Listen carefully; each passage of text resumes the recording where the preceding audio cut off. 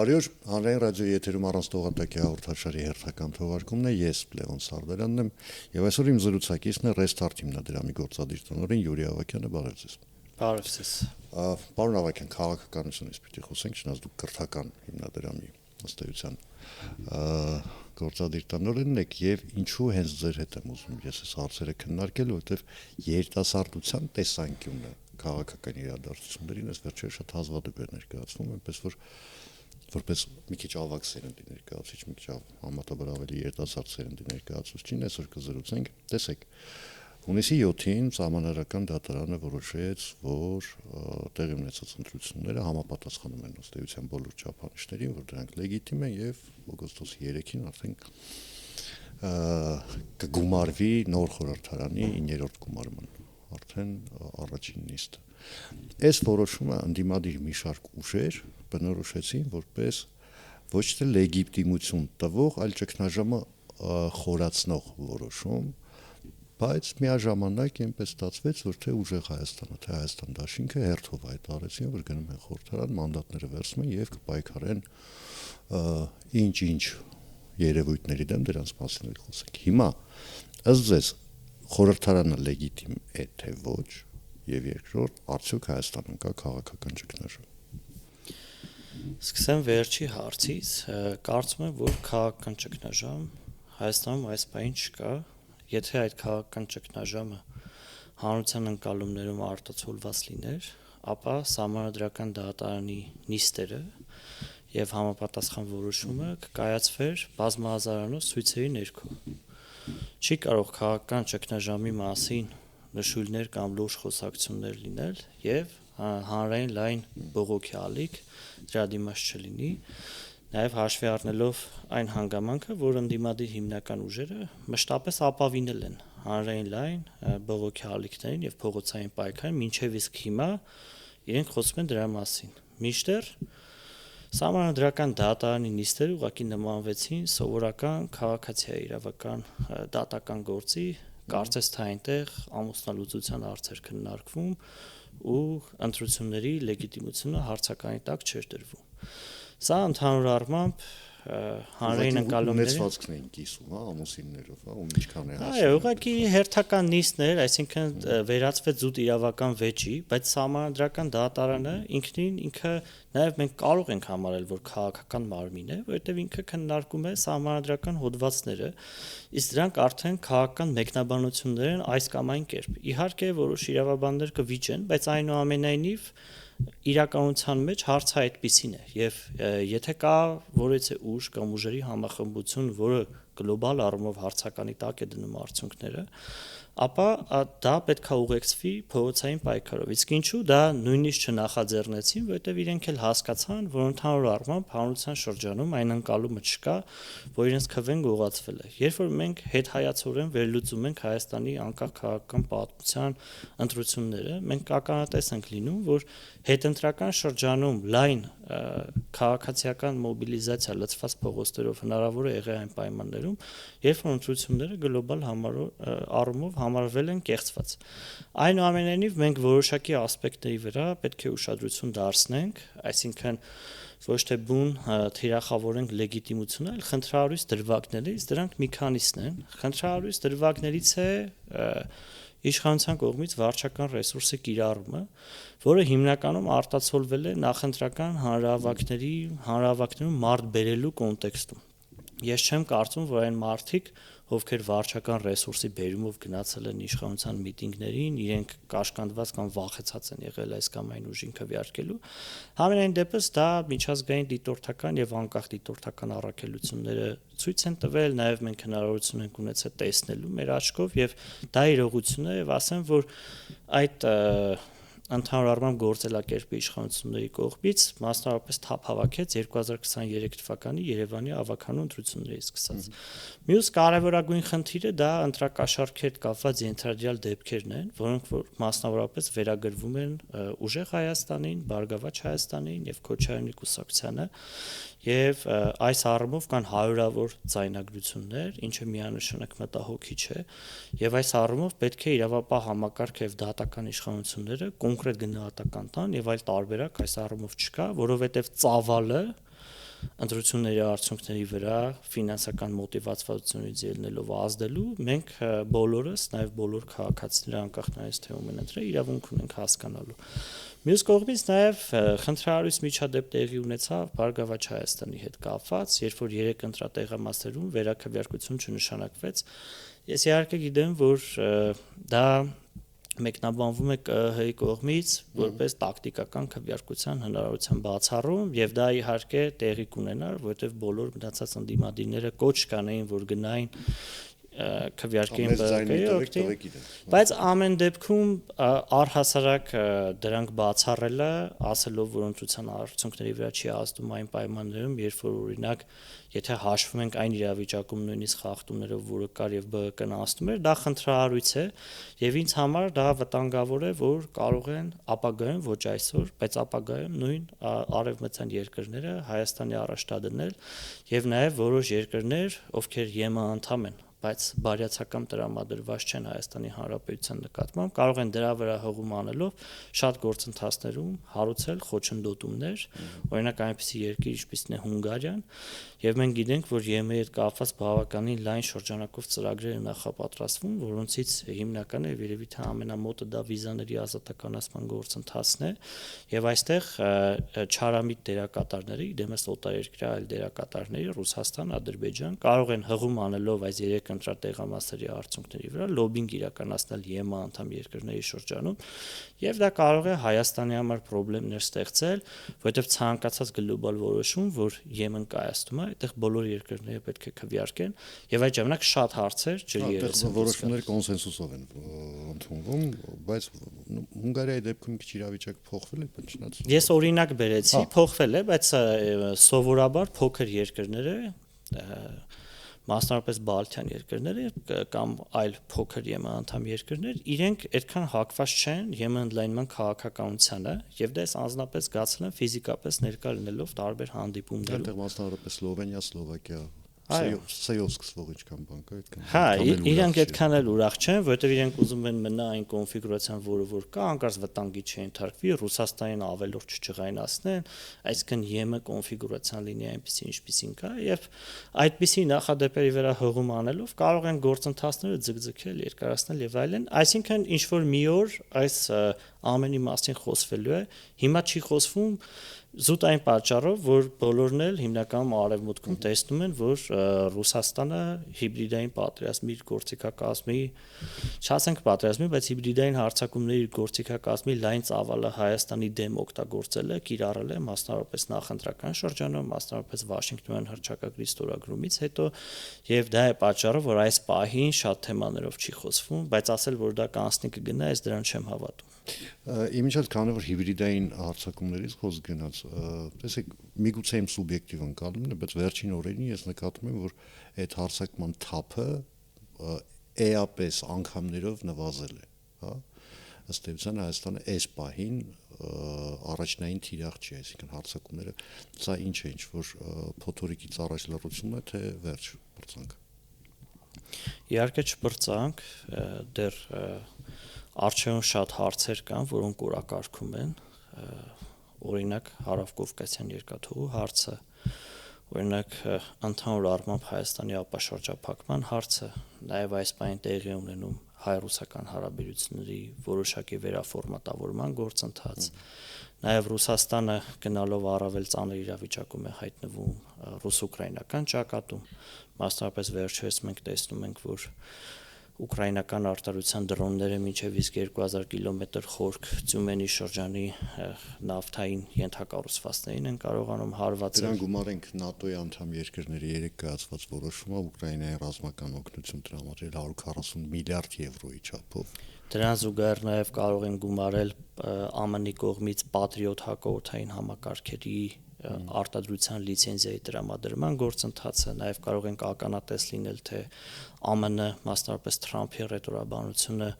նույն Զելենսկու նկատմամբ ինչպես է փոփոխության ենթարկվում, երբ օրինակ սկզբնական շրջանում ծաղրի էին ենթարկում Սպիտակ տանը, իսկ հիմա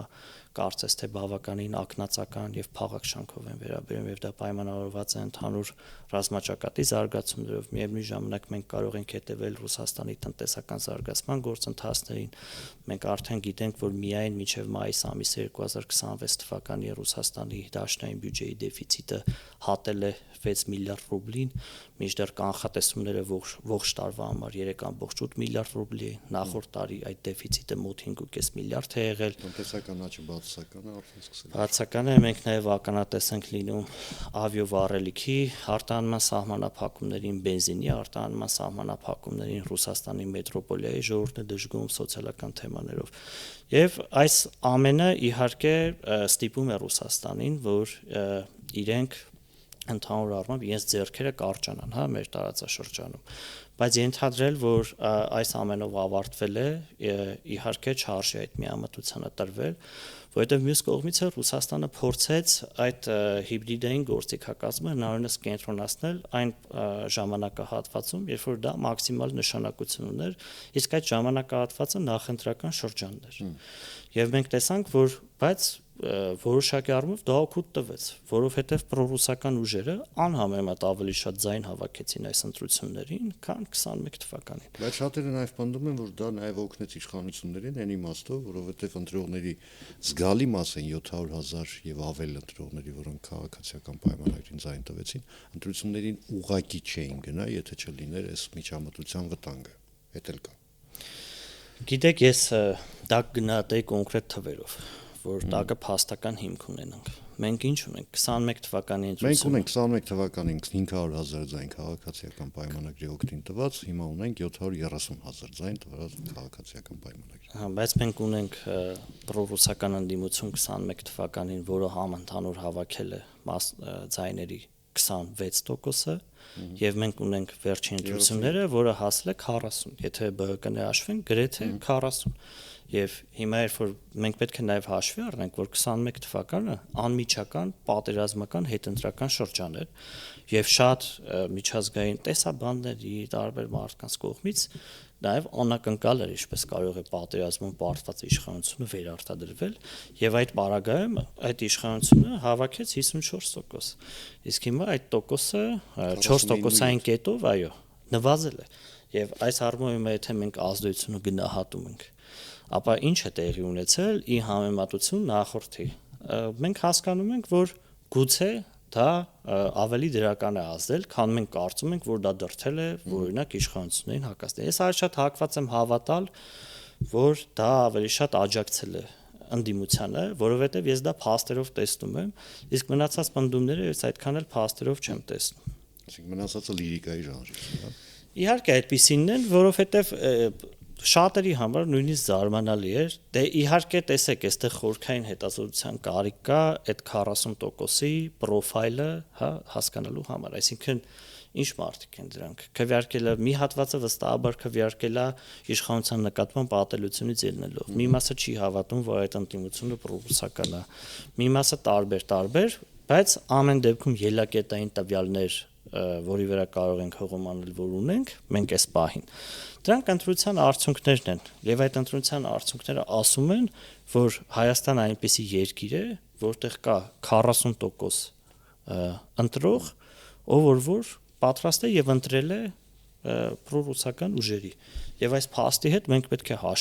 հաշվի նստենք եւ դուրս գանք այդ թմբիրից, թե այդ հիբրիդային հարձակումները առհասարակ որևիցե վնաս չեն տվել Հայաստանին։ Հիմա տեսեք, այստեղ մի հետ մտահոգիչ թիվ կար, որին համարյա քչերն են կամ համարյա ոչ ոք կամ քչերն են ուշադրություն դարձել Հանրապետական ինստիտուտի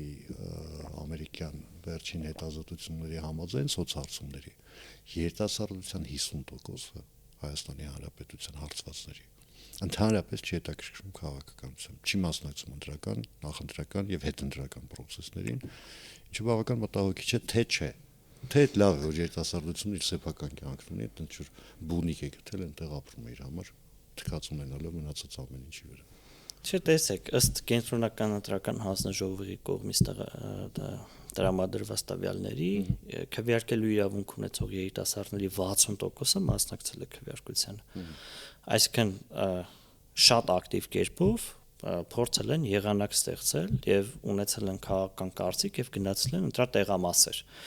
Այսինքն այդ հետազոտությունները այդքան էլ ինչը որ մենք տեսանք իրականություն չհամապատասխանեց։ Մյուս կողմից դիտորդական առաքելությունների շրջանակում 60%-ից ավելին դիտորդների եղել են երիտասարդներ, այսինքն երիտասարդները ոչ միայն գնացել են ընտրության, այլ նաև պաշտպանել են ընտրողների իրավունքը կամ նպաստել են ազատ արդար եւ թափանցիկ ընտրությունների իրականացմանը։ Այսինքն մենք նույնպես տեսնում ենք, որ երիտասարդները այս ընտրություններին հնարավորինս ակտիվ են եղել, եւ սա բավականին բարձր թիվ է ի համեմատ նախորդ ընտրությունների, որ եթե չեմ սխալվում, եղել է 48% երիտասարդների մասնակցություն, իսկ 18 թվականին էլ ավելի ցածր։ Այսինքն դա ուղղակի կողմնորոշվածության հարց է, որովհետև մեր ներքին հարցումներն էլ, քանի որ մենք տարեկան կտրվածքով հազարավոր շահառուներ ունենք երիտասարդ ու հիմնականում քաղաքացիական ու քաղաքական կյանքով հետաքրքրվող, փորձը ցույց է տալիս, որ իրենք նախընտրում են ավելի շատ նոր ուժի ձևավորում, որը աֆիլիացված չէ ներկա նախկին իշխանությունների հետ, եւ դա է պատճառը, որ հերոսա զանգի միջոցով ուղղակի երիտասարդին հարցնում են, թե դու կընտրես, ասում են, ես կողմնորոշված չեմ։ Բայց երբ որ մենք վերջնական արդյունքը դիտարկում ենք, մենք իրականում հակառակ պատկերն ենք տեսնում, որտեղ բավականին բարձր մասնակցություն է 60%։ Երկու եզրահանգման եկա ես ձեր պատասխանից, առաջինը երիտասարդության նկատմամբ վերաբերյալ քննադատական խոսքերը համարել անվավեր, եւ երկրորդ ես ինքս երիտասարդ եմ, ստացվում է, որովհետեւ ես էլ որևէ բևեռին չեմ հարում ու փառք Աստծո, բայց հիմա տեսեք 500,000 մարդ ընդհանուր առմամբ, եթե գումարային վերցնում ենք, քվեարկել են դրա անդիմության օգտին։ Անդիմությունները գնաց Սահմանադրական դատարան, ասեց, այս ընտրությունները կեղծված են, ձեր ձայները գողացել են։ Այդ 500,000-ից ինչի գոնե 5,000-ը չգնաց կանգնեց անդիմության կողքին։ Ինքը լուրջ հարց է, որովհետև 500,000 քվեն հանակ մասխարություն չի։ Որովհետև 500,000-ը կասկածի տակ չի դնում այն հանգամանքը, որ 700,000-ից ավել էլ քվեարկել են Փաշինյանի օգտին։ Զուտ դա է պատճառը, այսինքն այդ 500,000-ը շատ լավ հասկանում է իրավիճակը, անհատապես վերցնենք իր հարևանի, եթե երիտասարդը իր կուրսեցու, եթե մյուսն է, այսինքն այդ 500,000-ը ինքը ունի X ցանկություն, բայց ինքը հասկանում է, որ ենթադրենք X2, հա, ցանկությամբ էլ այլ քաղաքացիներ կան եւ ինքը դեմարդեմ դեմքով այդ մարդկանց ճանաչում է եւ դա է պատճառը, որ ինքը հասկանում է, որ այո, մի ստվար հատված կա, որ այս իշխանություններին չի համակրում եւ պատրաստ է ամեն գնով ազատվել այս իշխանություններից, բայց նաեւ ընդհանուր առմամբ հասկանում է, որ կան մարդիկ, ովքեր հավատում են իշխանության օրակարգին, ովքեր հավատում են տարբեր նարատիվների, ովքեր նաեւ ընդհանուր առմամբ ելնելով Ռուսաստանի գործոնից եւ ռուսական աջակցության գործոնից ուղղակի քվեարկում են այս իշխանության օգտին։ Այսինքն ընդհանուր առմամբ դա չի նշանակում, որ գիտեք, եթե օրինակ 100,000 մարդ քվեարկել է X քաղաքական ուժի կողմից, ուրեմն այդ 100,000 մարդը ամեն ինչի պատրաստ է այդ օգտին, որ քվեարկել է իրեն իշխանության բերելու համար։ Ես կարծում եմ ամենապարզ պատճառը դա է եւ հետեւաբար իրավիճակը հանգիստ է ընդհանուր ժողովրդի շրջանում, բայց իրավիճակը միայն լարված է այս քաղաքական ուժերի շրջանում, որովհետև իրենք մեծ խոստումներ են տվել, եթե մենք նայում ենք թե ընդդիմությունը ինչ դիրքերից էր հանդես գալի, իրենք խոսում են հաջորդ վարչապետ լինելու դիրքերից, եւ առհասարակ այլընտրանքային տարբերակներ չէին քննարկվում։ Սամվել Կարապետյանին այլ կերպ քան պարոն վարչապետ չէին դիմում։ Հա, կամ ասում են մեր հաջորդ վարչապետ Սամվել Կարապետյանը։ Այլ տարբերակ չէին էլ քննարկում, բայց իրենց ընտրազանգվածը շատ լավ հասկանում է, որ ինչքանով իրենք այդ թեզին են հավատում, այդքանով էլ ավելի շատ մարդ կա, որ մեկ այլ թեզի է հավատում։ Հետևաբար այս process-ները չի գեներացվում։ Սամվել Կարապետյանից քանի որ խոսք գնաց, ավելի ճիշտ ես խոսք բացեցի, տեսեք ընտրություններից հետո վերջերս բոլորովին երևի մեկ շաբաթ առաջ Սամվել Կարապետյանը նախ հայտարարեց, հետո 5 քաղաքական ուժ միացան այս հայտարարությանը, մի քիչ քաղաքագիտական իմաստով տարօրինակ, այսպես ձևակերպում ուներ դա հետընտրական ճակատ կազմելու կոչին 5 քաղաքական ուժ պայքարելու են, որոնցից երկուսը տեղանցել են խորհրդարան եւ այնտեղ այս ճակատով պայքարելու են Ալիևյան սահմանադրության դեմ։ Հիմա ձեզ սա ինչ է, սա ռեալ քաղաքական պայքարի օրակարգ է, թե ինչ որ արդարացում է, թե ինչու ենք մենք մանդատները վերցել այնուհանդերձ, որովհետև եթե մանդատները չվերցնեին, միևնույն սահմանադրության նոր սահմանադրություն ընդունել հնարավոր չէ, որովհետև քաղաքացիական պայմանագիրը այսպես թե այնպես 2/3 չունի։ Տեսեք, իրենք դիտարկում են ընդդիմությունը, որ փողոցային պայքար մեկնարկելու համար անհրաժեշտ է որոշակի տրիգերներ։ Դրա մասին նաև նույն Կարապետյանը խոսել է։ Եվ նաև մենք նման տիպ սցենարի ականատես եղել ենք 2024 թվականին իդեմս Սրբազան շարժման, որը ի սկզբանե նպատակ ուներ կանխելու դելիմիտացիայի գործընթացը Տավուշի մարզի որոշ շրջաններում։ Եվ իրենք հերթական այս պահից սկսած հավանական տրիգեր համարում են սահմանադրական փոփոխությունների օրակարգը, որով որ ողջ նախընտրական շրջանում հանդես են եկել իշխանությունները։ Այսինքն իրենք հիմա իրենց ռազմավարությունը այն է, որ պատրաստ սպասում են որոշակի աշխարհական կոնտեքստ ունեցող գործընթացի, որը հնարավորություն կտա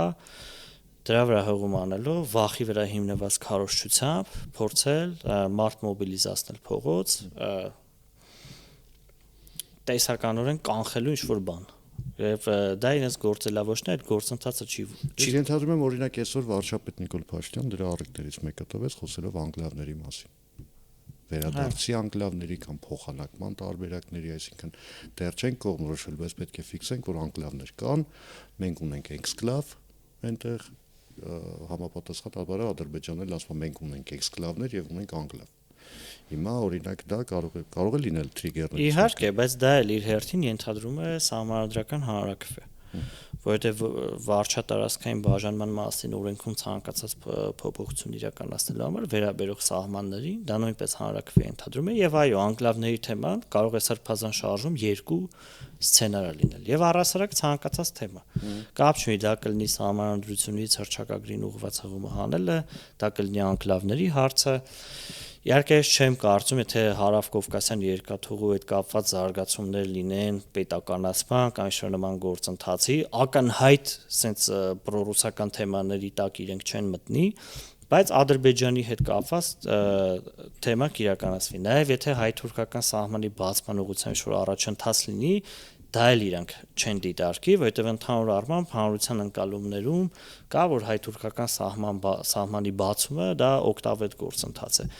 Բայց համաձայն եմ այդ զատ հանրության ընկալում շրջանում, որքանով որ ես եմ ծանոթ այդ ընկալումների հետ, բավական հստակ գիտեմ, որ Հայաստան-Թուրքիայի սահման չի փակել, որ մի հատ էլ բացի, այսինքն Թուրքիան է փակել, Թուրքիան էլ պիտի բացի, այսինքն մենք ըստ էության այնքանով ինչքանով այդ գործընթացի հետ կապ ունենք։ Դրա շուրջ նարատիվները հիմնական մանիպուլատիվ են հենց այդ պատճառով, որովհետև եթե հայ-թուրքական սահմանի բացումը վնաս է Հայաստանին, ապա այսինքն Թուրքիան սահմանը փակելով աջակցել է Հայաստանին, այս հարցն է գալիս, որին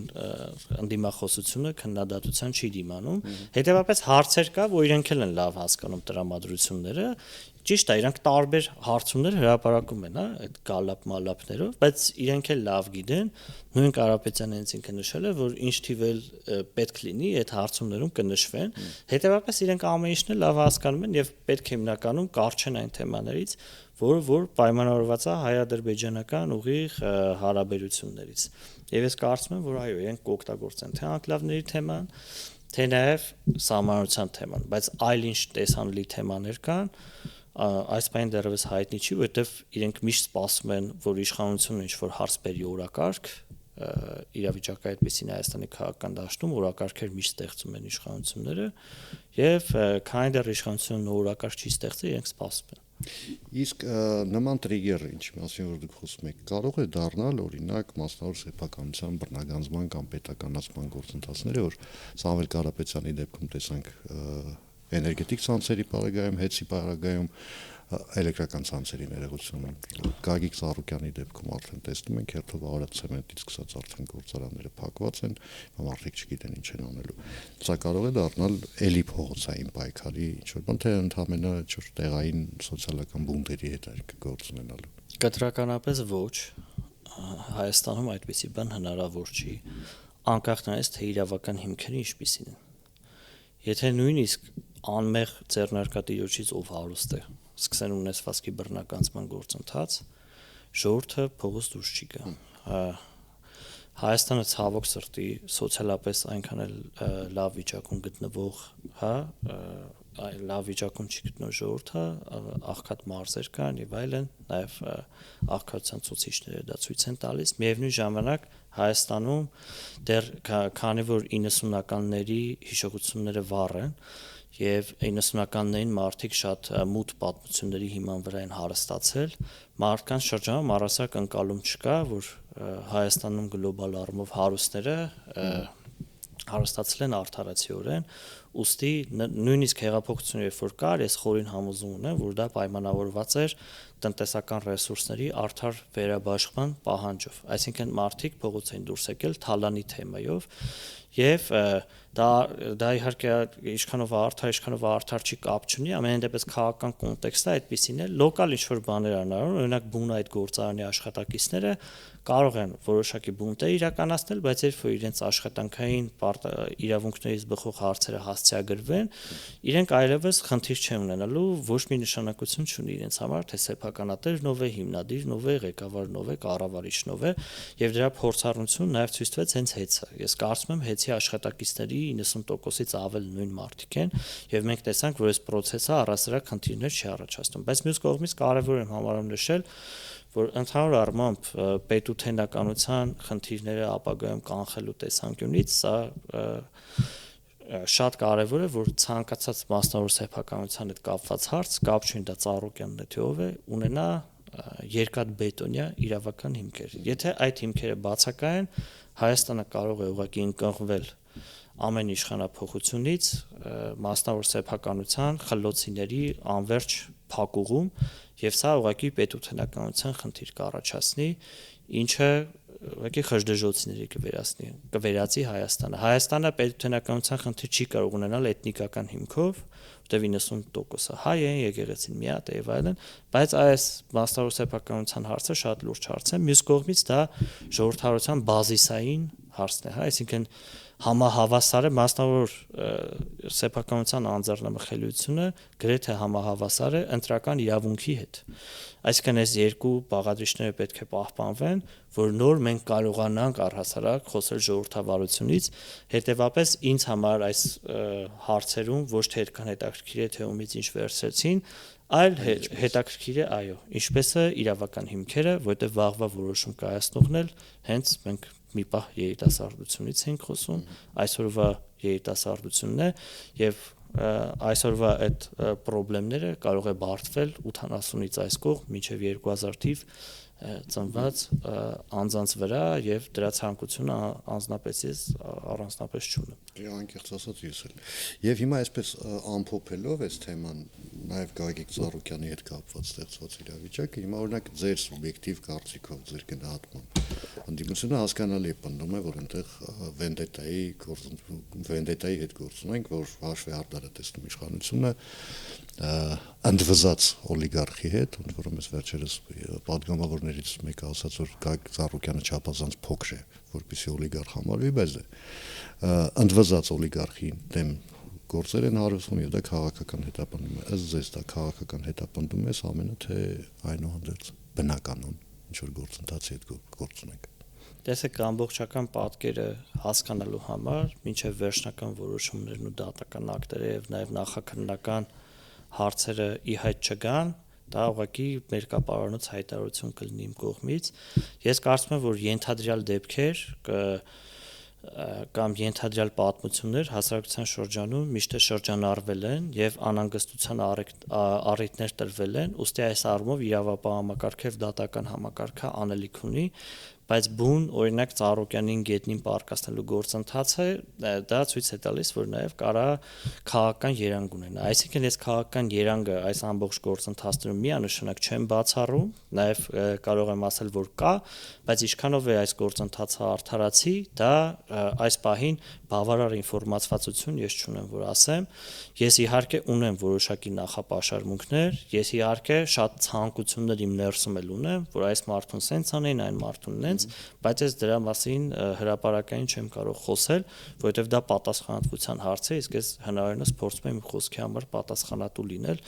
եւ այս առումով ես ուղղակի կսպասեմ հավելյալ ինֆորմացիայի, որի մասին նոր դետալային կանեմ։ Համենայն դեպս իմ դիրքորոշումը նա է, նույն Թալանի թեմայով ես էլ եմ փողոց դուրս եկել, ես ուղղակի մասնակից չեմ եղել, ես նաեւ ամեն ինչ արել եմ, որ այդ պայքարը հաջողության հասնի, ես նաեւ շատ կոռուպցիոն դեպքերի ականատես եղել եմ ինքնին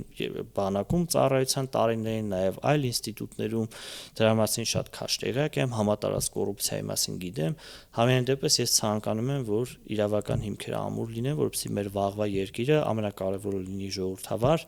եւ այդ նշածած ցիկլը միմյանցից ունեցված խլելու չկրկնվի։